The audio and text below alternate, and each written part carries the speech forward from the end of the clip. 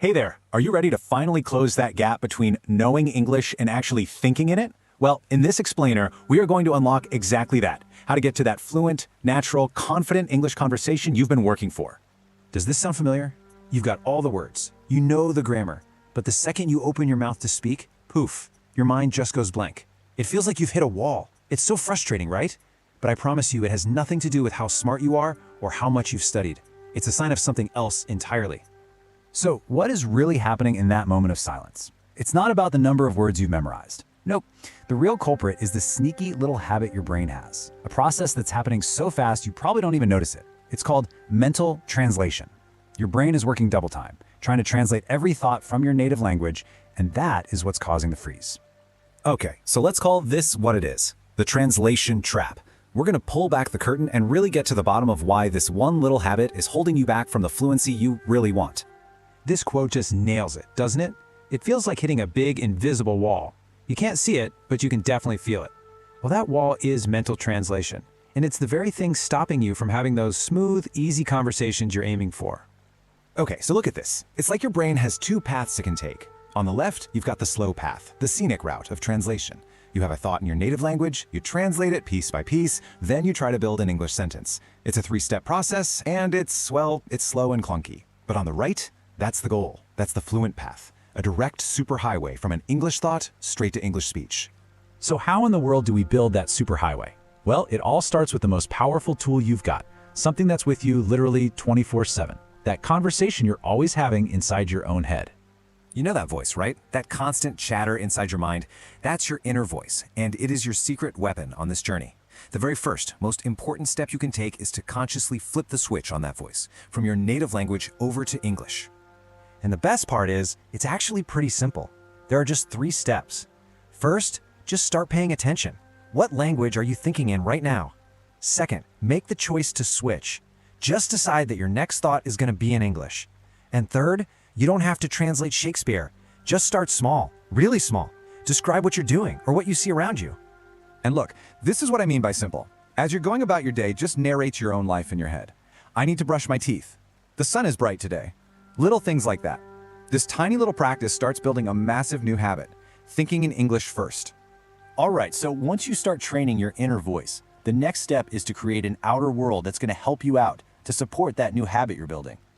I love this sponge analogy because it's so true. Your brain is amazing. It just soaks up the patterns, the rhythm, the sounds of a language, even when you're not trying.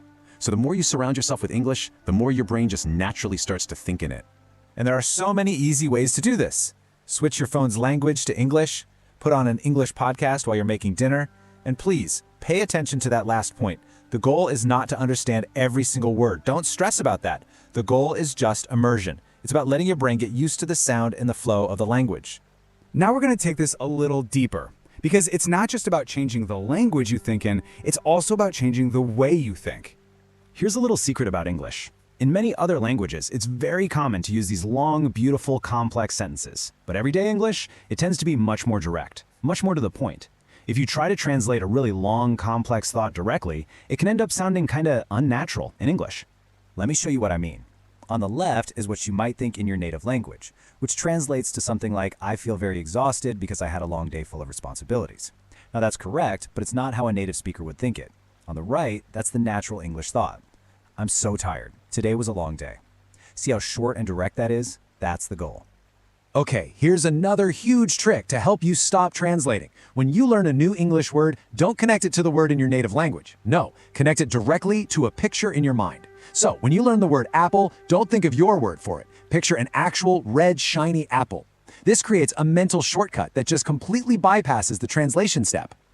Now, I know what you might be thinking, but what if I make mistakes in my own head? What if my thoughts sound silly? Let's talk about that, because this next part is all about giving yourself permission to practice without any fear.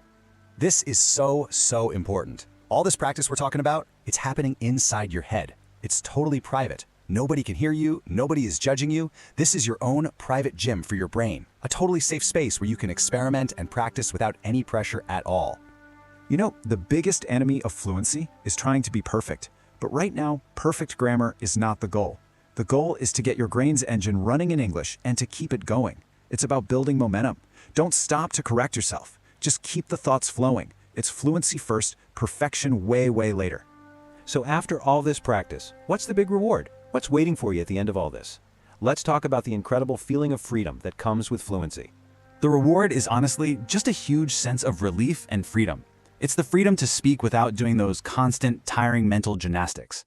It's the freedom to actually follow a fast conversation, to feel relaxed and confident. You finally stop wasting all that energy on translating, and you get to just live inside the language, instead of being a tourist.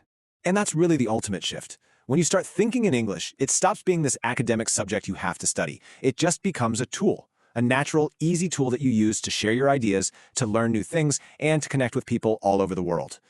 So, I'm going to leave you with a little challenge. Don't put this off. Don't wait for the perfect time to start.